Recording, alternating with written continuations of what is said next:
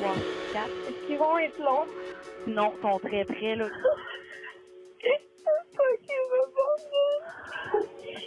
Quand on appelle une ambulance pour un proche en détresse, les secondes paraissent interminables. 1, 2, 3, 4. 1, 2, 3, 4. Alors imaginez quand c'est long, beaucoup trop long. 1, 2, 3, 4. On continue, madame, les secours s'en viennent. Il y a littéralement des gens qui meurent en entendant l'ambulance. On le voit, nous autres, tout le temps. Puis je veux dire, c'est jamais la faute à personne. Il y a personne d'imputable. Sur le terrain, des patients dont on met la vie en jeu, des ambulanciers qui se sentent impuissants et des entreprises d'ambulance qui sont très riches et pas très transparentes.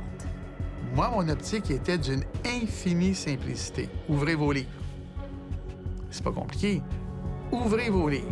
Ici Marie-Maude Denis, bienvenue à Enquête.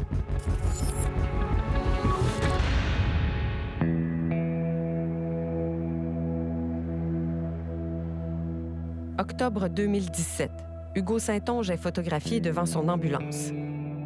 Hugo militait pour faire ajouter de la couverture ambulancière à Lévis. Malheureusement, il n'a pas pu continuer. Il a été victime de ce qu'il dénonçait. J'ai souvenir qu'il nous parle du manque d'ambulance. Il n'y a pas d'ambulance disponible pendant 1 heure, 2 heures, une nuit. Ça le fâchait énormément. Ça faisait ressortir beaucoup d'émotions. 2 mois après cette photo, Hugo Saint-Onge a un malaise en pleine nuit chez sa copine à Lévis. Quand les ambulanciers arrivent auprès de lui, il est déjà trop tard. Hugo venait d'avoir 24 ans. Hugo disait tout le temps qu'une minute qui passe, c'est 10 de chance que tu perds de réanimer la personne. L'agonie, sans voir personne qui vienne à son chevet. Alors, puis toute l'ironie là, du fait qu'il est lui-même paramédic. Hugo Saint-Onge a été victime d'un système dont les problèmes sont connus depuis longtemps. Et il n'est pas le seul. Il y en a encore des morts évitables. Notre objectif, c'est de réduire au minimum ces morts évitables-là, où que ce soit au Québec. Mais pour ça, il faut prendre des décisions difficiles, ce qu'aucun gouvernement n'a encore eu le courage de faire.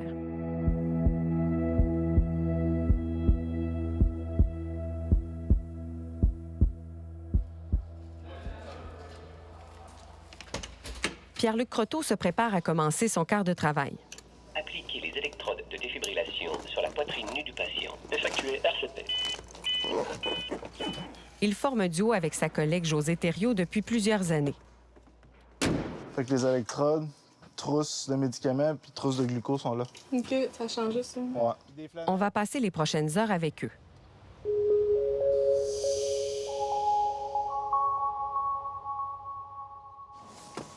On a eu de la misère avec la semaine passée.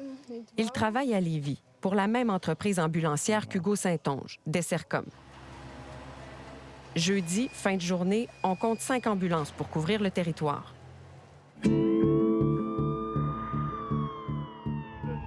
Déjà un premier appel. La soirée s'annonce occupée. Une ambulance doit transférer un patient de l'Hôtel-Dieu de Lévis à l'hôpital de Saint-Georges-en-Beauce. Bien-être Notre-Dame, tu vas prendre Saint-Georges. Ça veut dire une équipe de moins pour quelques heures. Là, on s'en va au... Il reste 4 ambulances pour répondre aux urgences à Lévis. Présentement, il n'y a pas de couverture dans l'Ouest. Dans l'Ouest, à Saint-Nicolas. Là, on est jeudi, 4h30. Il y a beaucoup de trafic. Fait que s'il y a un appel qui rentre dans l'Ouest à ce moment-là, ça va être long se rendre. Là, c'est une douleur thoracique avec des antécédents de crise d'angine, diarrhée, vomissement. Quand on arrive sur les lieux, les pompiers sont déjà là. À Lévis, ils agissent comme premiers répondants pour les appels plus urgents. Les ambulanciers les croisent souvent sur le terrain. C'est pas rare. Des fois, on arrive avant, tout dépendant c'est où dans la ville. Mais il faut dire que le service incendie, ils ont couverture incendie, couverture de risque qui est vraiment bonne. Contrairement aux ambulanciers, les pompiers au Québec doivent respecter des règles très strictes pour les délais d'intervention. Ils sont donc présents partout sur le territoire.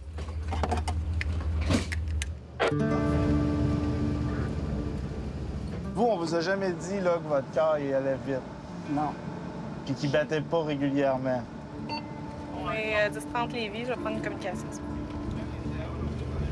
16h50.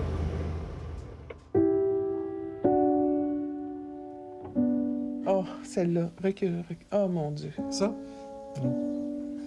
Ça doit être Emmanuel qui a fait ça aussi.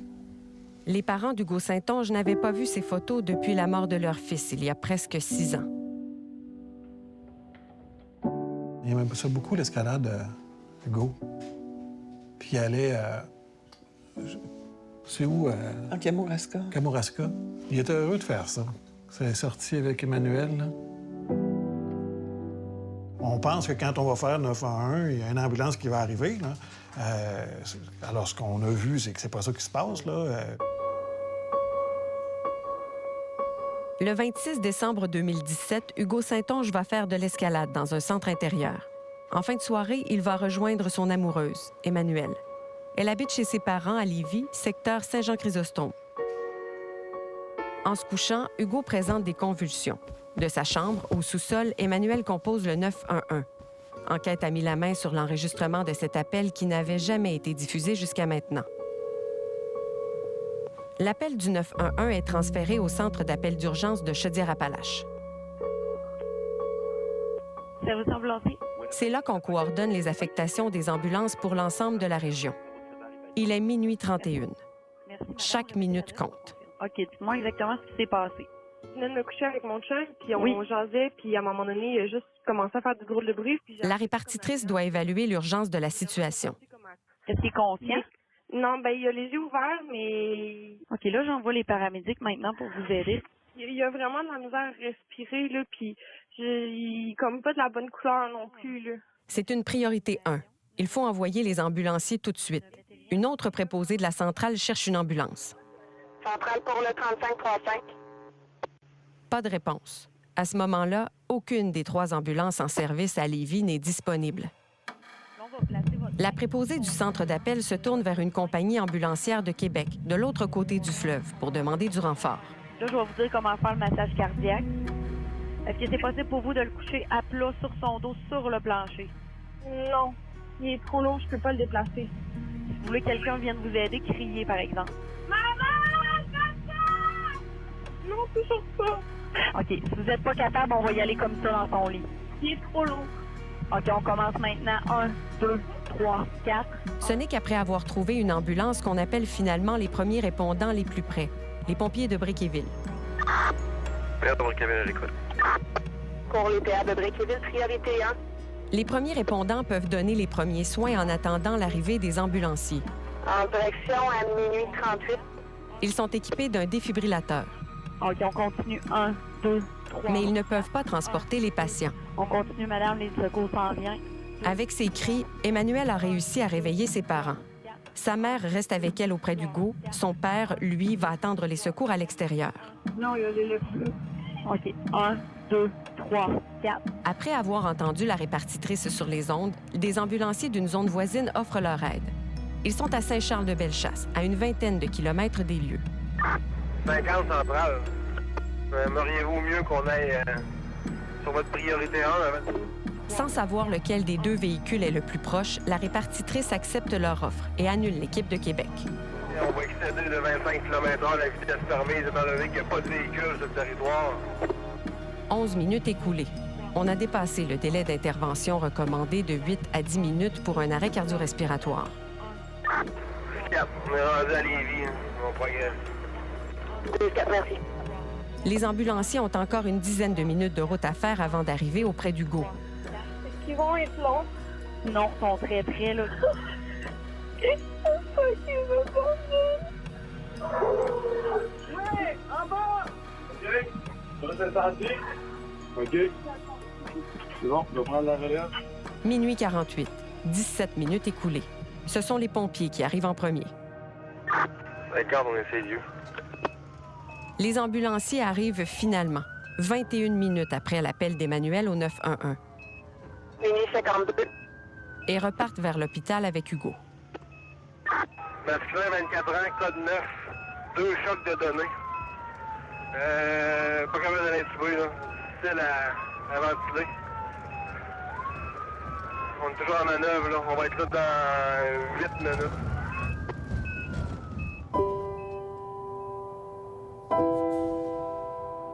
Hugo n'a jamais été réanimé. Il est mort le 27 décembre 2017 en attendant les secours. L'ambulancier qui était à côté de moi m'a demandé si j'embarquais avec eux, puis pour moi, c'était pas une question. J'allais où Hugo allait. Je voulais être là s'il se réveille.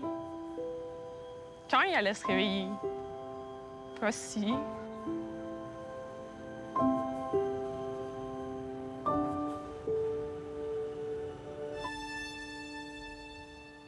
Le feeling quand le médecin m'a dit qu'il arrêtait les manœuvres, que ton monde s'effondre, que tout vous ralentit.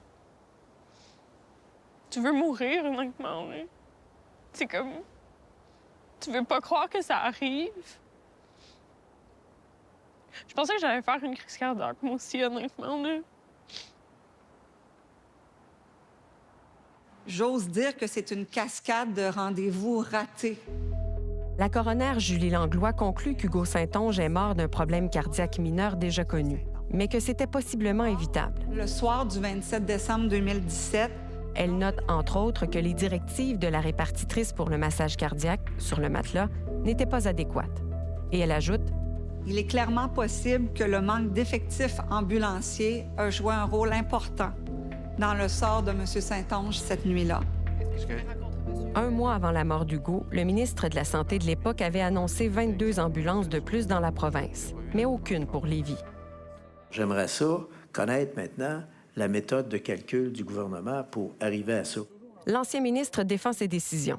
Il explique que les calculs du ministère de la Santé sont basés sur des critères objectifs, comme le profil de la population et le taux d'utilisation des ambulances. J'avais dit à mes fonctionnaires, selon les normes qui ont été convenues par tout le monde, ça en prend combien?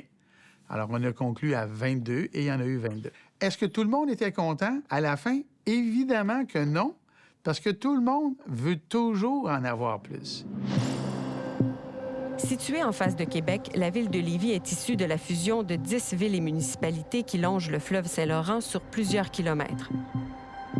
Pour traverser d'est en ouest, seulement 2 grands axes routiers, l'autoroute 20 et la route 132. Un secteur urbain en plein développement entouré de zones rurales où il y a parfois moins de services ambulanciers. Tous les éléments sont réunis pour compliquer l'organisation des ambulances.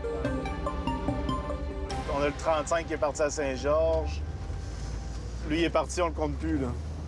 On le compte plus jusqu'à 8 h à soir. Puis on le remplace pas? On le remplace pas. Donc, il est parti, ce véhicule-là, au minimum 6 heures aujourd'hui, on le sait. Avec le trafic, quoi. Puis tout le monde le sait, sauf que c'est pas grave, on rajoute pas.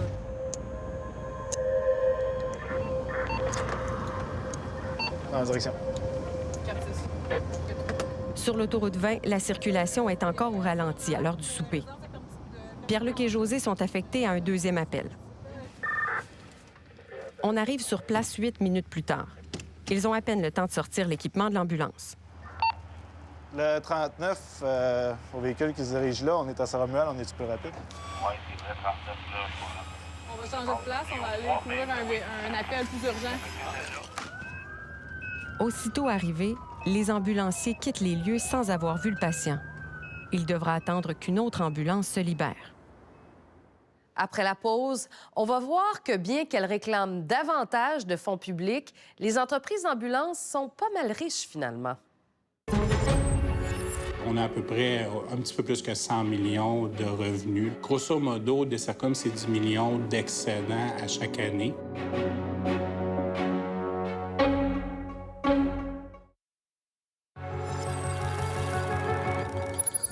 C'est fou de penser qu'il n'y a pas eu un, mais 2 rapports du coroner qui ont mis en évidence les problèmes d'organisation des ambulances à Lévis.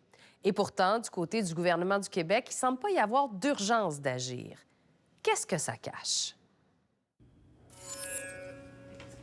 À la suite du rapport du coroner sur la mort d'Hugo Saint-Onge en 2020, on s'est dit que si le problème de couverture ambulancière était bien réel à Lévis, il y aurait peut-être d'autres victimes. Nos recherches nous mènent à l'histoire de Monique Labrec. T'es capable, tu sais, là? Oui. Hey, ça faisait longtemps que vous aviez vu papy, là? Hein? Ben oui, ça faisait quand même longtemps. 2 semaines. C'est ici, dans la maison familiale du secteur Pintendre, à Lévis, que Monique Labrec est morte en 2020. Un départ inattendu qui a laissé un grand vide dans la famille. On va toujours me manquer. Ça passe des choses une vie. Tu le veux-tu? J'étais à 3 semaines d'accoucher, là. Qu'est-ce qu'on dit, en tout cas? J'aurais eu besoin qu'elle soit là. Quand une chose comme ça arrive, c'est toute ta vie qui change. Ben oui, c'est ça.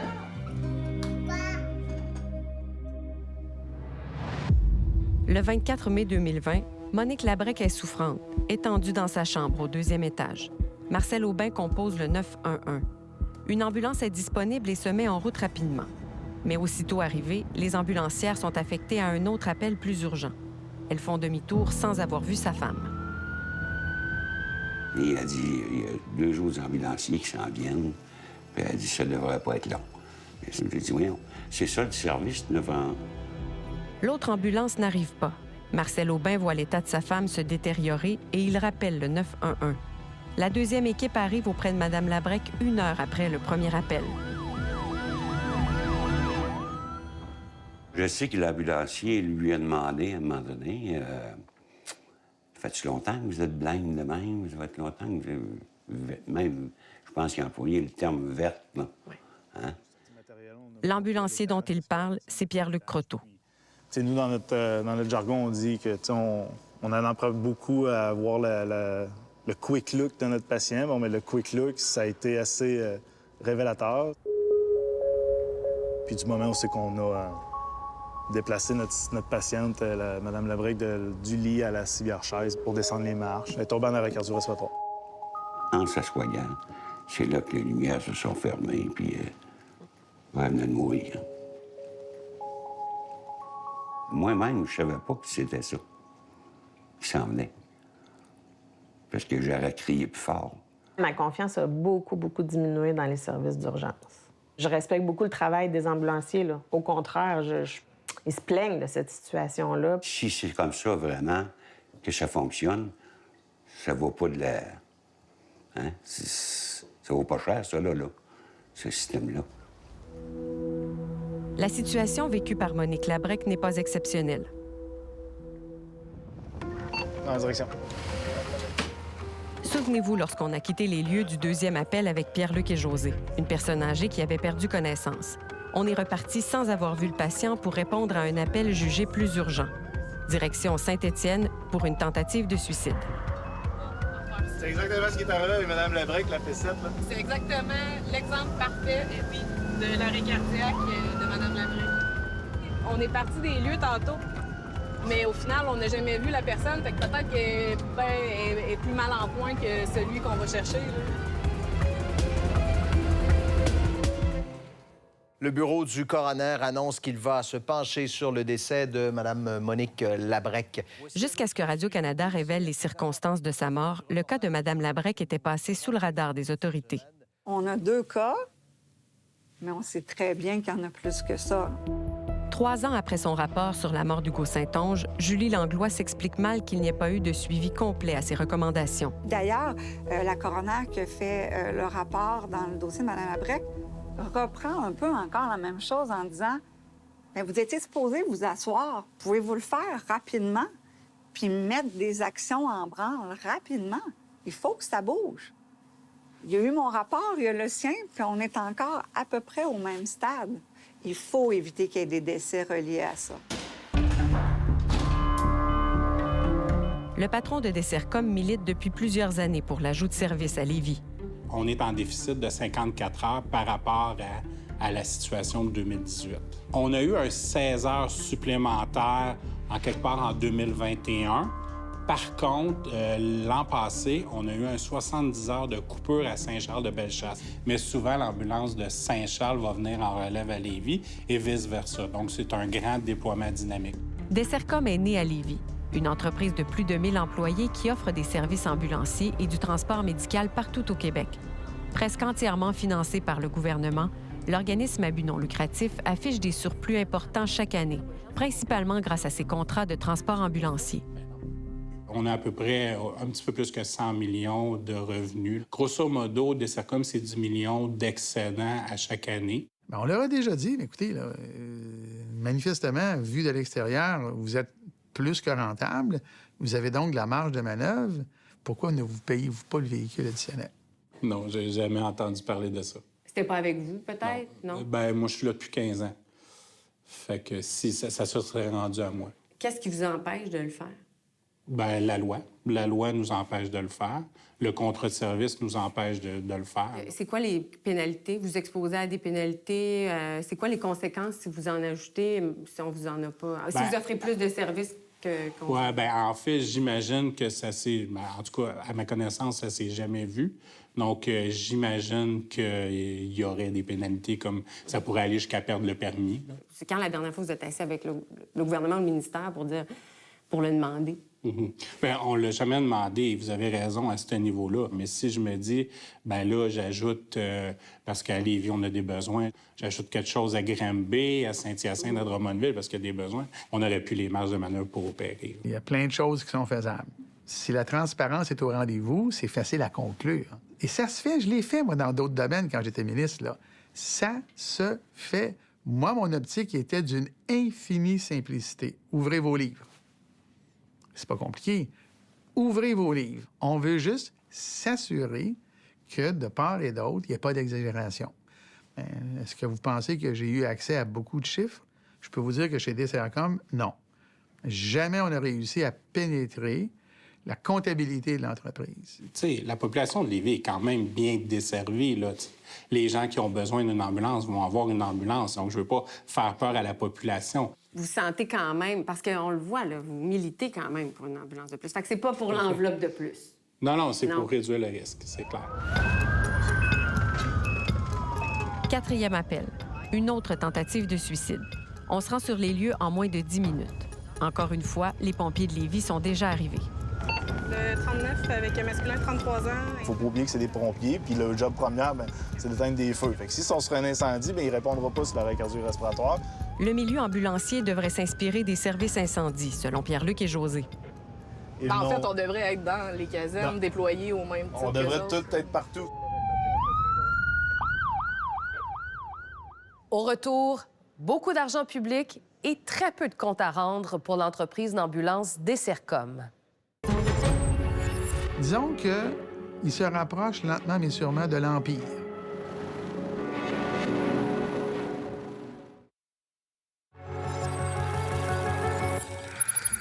Suivez-moi. D'un côté, DCRCOM veut plus d'argent public pour améliorer les services ambulanciers et de l'autre, l'entreprise déborde de surplus et joue au Père Noël en finançant toutes sortes de projets qui ne font pas partie de sa mission. Là, pour vous, partout. Dans les moments difficiles. DCRCOM prend soin de son image. Mise en scène, réalisation soignée, l'entreprise ne lésine pas sur les moyens pour se mettre en valeur dans différentes vidéos. Dans celle-ci, on présente la maison DCRCOM, inaugurée en 2020. On y offre de l'hébergement à prix modique pour les patients de l'Hôtel-Dieu de Lévis qui habitent loin de l'hôpital et doivent recevoir des traitements régulièrement. Un projet de 7 millions de dollars qui fait la fierté du directeur général. Nous, c'est qu'on a financé la construction, on a supervisé également la construction. DCRCOM a ensuite remis les clés à la fondation de l'Hôtel-Dieu de Lévis et au CI3S de Chaudière-Appalaches. Le mot DCRCOM va rayonner, mais c'est important de se le dire d'où ça vient. Ça va être vraiment... Le grand patron du CI3S, le maire, le député de Lévis, tous les dignitaires de la région sont présents pour l'inauguration. Maxime et DCRCOM, c'est extraordinaire. De retourner à la communauté comme vous le faites, on trouve ça exceptionnel. Et nous, on est très fiers de DCRCOM à Lévis. Maxime Laviolette est un homme d'affaires apprécié. On le voit ici en vedette dans une capsule de la Fédération des chambres de commerce du Québec. À la tête de l'entreprise depuis 2008, il présente DCRCOM comme un donateur de premier plan en santé. Année après année, avec ses surplus, l'entreprise fait des dons à différents organismes, finance de nombreux projets et l'achat d'équipements à l'Hôtel-Dieu de Lévis. 2,5 millions de dollars seulement pour l'année 2022-2023. L'organisme à but non lucratif a aussi un statut d'organisme de bienfaisance, un modèle unique dans le milieu ambulancier. On essaie de redonner en don le tiers de nos excédents. Si vous donnez le tiers en don, à quoi sert le reste? On en investit dans des entreprises. On fait des acquisitions aussi de temps en temps. Puis, on réinvestit dans l'entreprise aussi pour le maintien d'actifs, l'achat d'ambulances. Notre mission, c'est l'amélioration des soins de santé au Québec. Pour nous, c'est très important. Financement d'une chaire de recherche, mission de coopération en Afrique, création d'un logiciel de répartition assisté par ordinateur, investissement dans des entreprises privées. Et plus récemment, l'achat de la compagnie Air Médic pour plus de 50 millions de dollars. DCRCOM, c'est une des entreprises non gouvernementales dans les services hospitaliers les plus tentaculaires parce que vous les voyez s'étendre dans d'autres régions. On est fiers du legs qu'on fait à la ville de Lévis. Ils sont tentaculaires au sens où vous voyez les administrateurs participer à des fondations, des choses. Bon. Ils produisent des logiciels, ils produisent ceci, cela. Disons qu'ils se rapprochent lentement mais sûrement de l'Empire. Alors, c'est étonnant là, quand on regarde ça. Grâce à son statut d'organisme de bienfaisance, DCRCOM ne paie pas d'impôts ni de taxes municipales dans les villes où elle est établie, ce qui lui permet d'avoir plus de surplus. Donc, M. Trudel, quand on vous présente l'organigramme de DCRCOM... C'est intriguant, hein, le moins qu'on peut se dire, de constater qu'une entreprise sans but lucratif a de telles ramifications avec un gros S au pluriel, là. Rémi Trudel a été à la tête de plusieurs ministères au cours de sa carrière en politique provinciale. Il est maintenant professeur à l'École nationale d'administration publique. Bon, est-ce que cela se relève de la créativité, du leadership, de l'entrepreneurship? Oui, mais c'est pas ça qu'on demande à l'entreprise. C'est pas pour ça qu'a été accordé les fonds, qu'on sont accordés les fonds publics. DCRCOM est fondamentalement une entreprise qui a un contrat public avec le gouvernement du Québec, le ministère de la Santé et des Services sociaux, pour offrir des services préhospitaliers d'urgence. Point. C'est pas de leur responsabilité d'aller financer d'autres services. Le professeur Trudel estime que cette situation soulève plusieurs questions. C'est des fonds publics, et les fonds publics, ils doivent servir aux fins pour lesquelles je les ai consacrés. Moi, c'est la première fois que j'entends que le modèle est un problème pour certaines personnes. Moi, je dis qu'à partir du moment où est-ce que notre mission est l'amélioration des soins et à partir du moment que nos excédents sont utilisés à l'amélioration des soins, bien, moi, j'en vois pas de problème. Il n'y a rien d'illégal, hein? Qu'on se comprenne bien, là. Exact. Mais il y a une dynamique qui pousse vers ce que je qualifierais d'un appât du gain pécuniaire moins grand que dans le commerce, mais réel quand même. Parce que n'oublions pas une chose, au BNL, c'est peut-être à but non lucratif, mais ça génère des revenus qui génèrent des salaires à des administrateurs, à des filiales. Au Québec, il y a 2 modèles d'affaires dans le monde ambulancier. Montréal-Laval, seul endroit où le service est assuré par une organisation publique, Urgence Santé. Partout ailleurs, ce sont des entreprises, compagnies privées, organismes à but non lucratif et coopératives d'ambulanciers. Elles négocient leur entente avec le gouvernement aux 3 ans.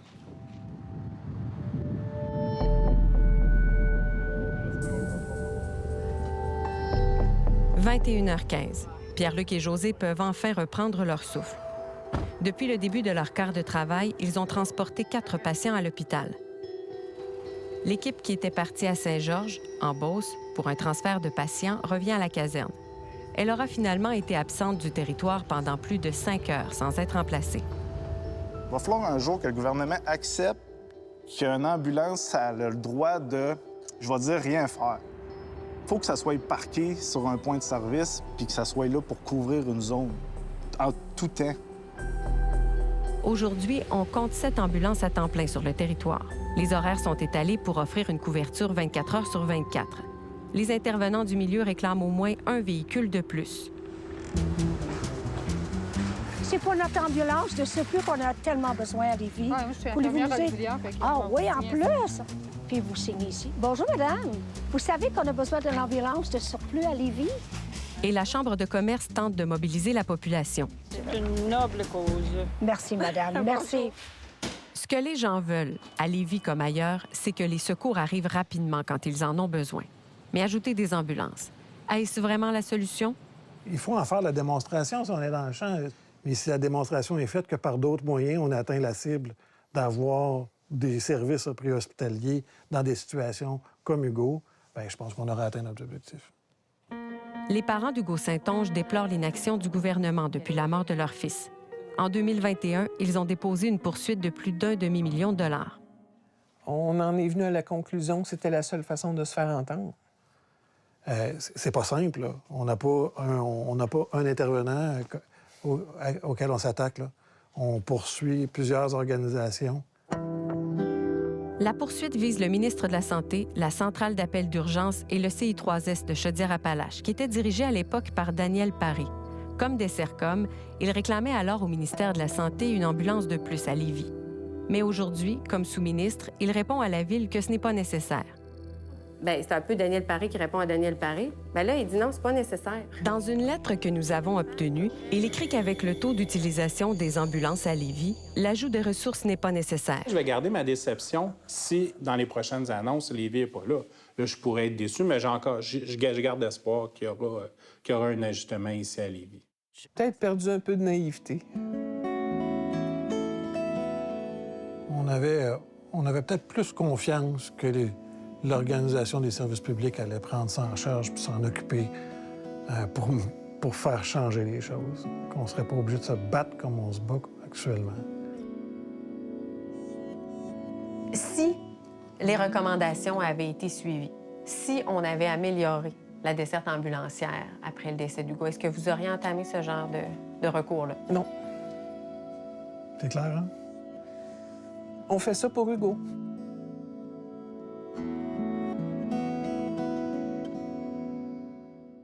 Au retour, comité, rapport, tablette et on recommence. On est en train de refaire le même exercice sur le même exercice. Je ne comprends pas où vous en allez avec ça. On verra en rond, gaspiller des sous, puis il n'y a rien qui change en attendant. Le dossier des ambulances au Québec, au fond, ça rappelle cette citation d'Einstein. « La folie, c'est de refaire la même chose et de s'attendre à des résultats différents. »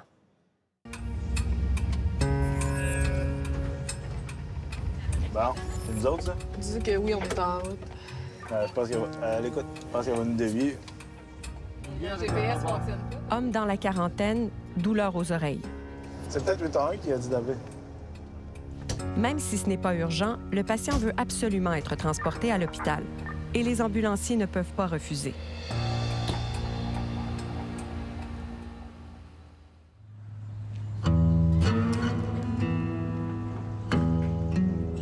Jean-François Gagné est ambulancier depuis plus de 20 ans. Et il travaille aussi pour Dessercom. On transporte plein de canons urgents, puis que là, une urgence survient, puis on n'a plus de camion, puis là, toi, t'es pris là, puis tu peux rien faire, les mains nouées. Ça fait déjà plusieurs années qu'il porte la voix de ses collègues. La vérité, c'est que j'ai l'impression que les gens jouent aux dés. C'est comme aller au casino un petit peu, à savoir d'être au bon moment, au bon endroit, à la bonne période.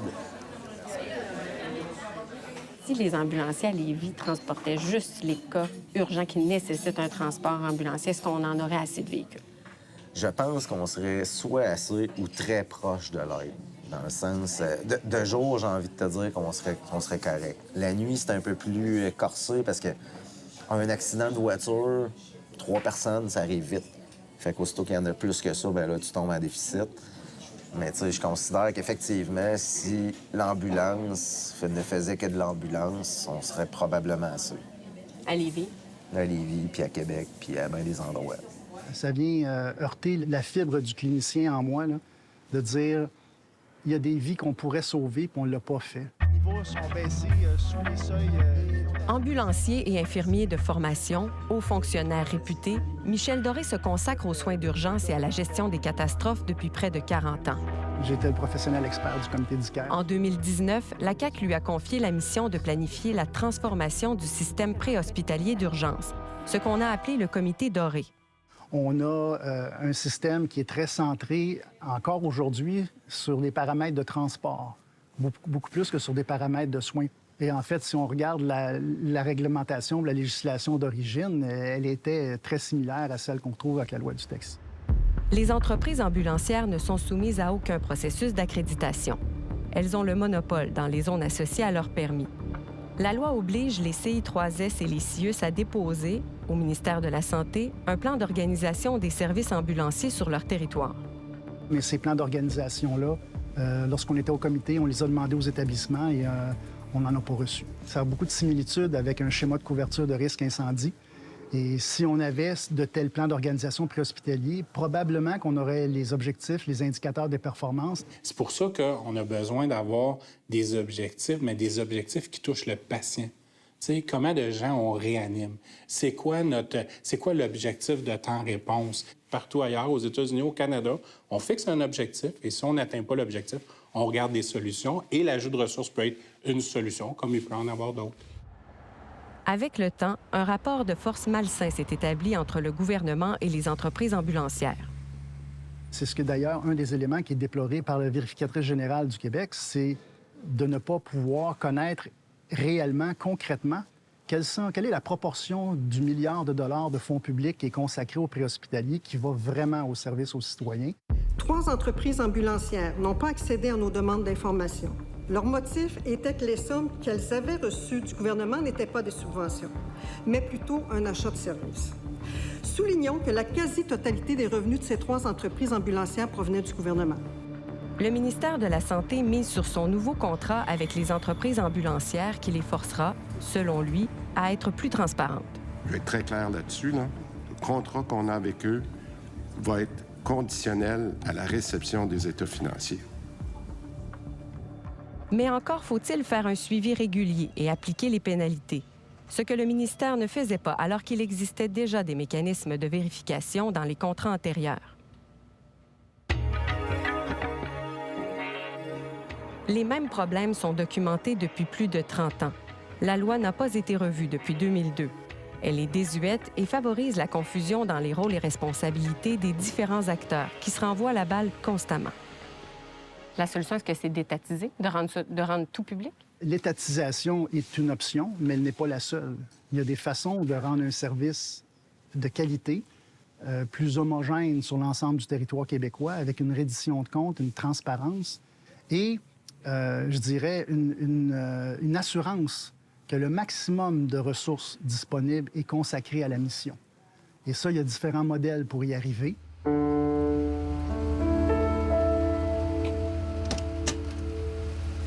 vous laisse fermer. On va enlever le manche de manteau. Je vais prendre le roulement, là. Il y a toujours quelque chose. Ça fait qu'on court partout dans la ville comme on a fait aujourd'hui.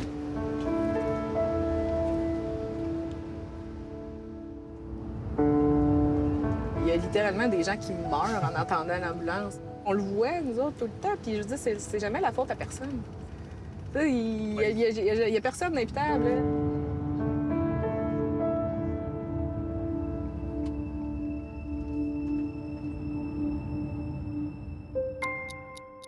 Un an et demi de travail, 3000 heures de consultation. Le Comité Doré a transmis ses constats et recommandations au gouvernement en 2021, ainsi qu'un plan d'action avec un échéancier sur 2 ans. Mais le ministère de la Santé l'a mis de côté et a lancé d'autres consultations pour élaborer un nouveau plan. C'était tellement spécial que la majorité des syndicats ont comme fait non. Là. Je refais pas ça. On l'a fait avec M. Doré. Je veux dire, on est en train de refaire le même exercice sur le même exercice. Je ne comprends pas où vous en allez avec ça. On verra en rond gaspiller des sous, puis il n'y a rien qui change en attendant. On dirait qu'ils essaient de gagner du temps. Pour piloter la réforme du préhospitalier, le gouvernement a nommé Paul Levesque, un ancien dirigeant d'entreprise ambulancière. Enquête a mis la main sur une lettre qu'il avait envoyée au ministère de la Santé quelques mois avant sa nomination, dans laquelle il critiquait les travaux du Comité Doré. Comment vous avez accueilli ça?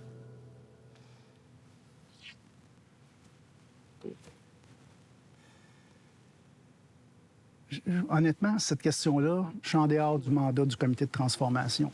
Alors, aujourd'hui, si c'est complexe, c'est parce qu'on choisit que ça soit complexe.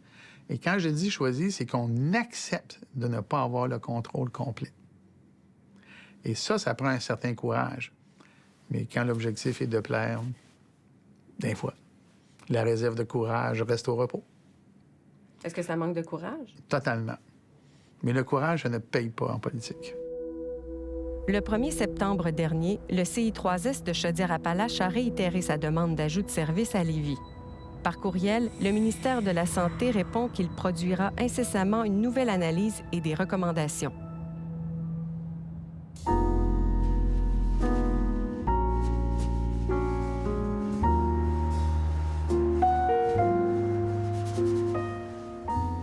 On est désabusé, ça va mal. Moi, je finis mon chiffre, puis je m'en vais chez nous, puis je passe à autre chose. Parce que sinon, je vais me rendre malade avec ça.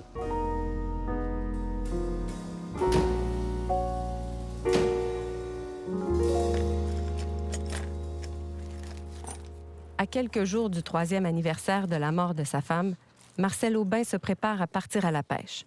Je veux essayer d'oublier ça un peu, là. Au moins, pas me morfondre avec ça.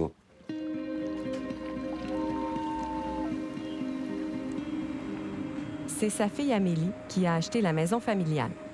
Mes enfants, l'ayant pas connu, au moins, ils sont dans son environnement aussi. Elle appréhende elle aussi la journée du 24 mai. J'espère juste qu'elle est fière. Ouais.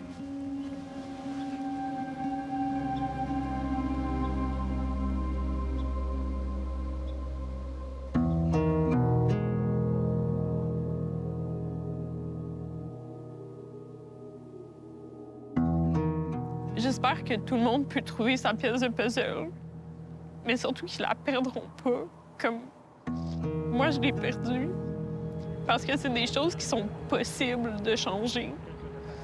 Faut juste qu'ils s'en donnent la peine. Fait que ça rend encore ça plus difficile de savoir que ça aurait pu être évité.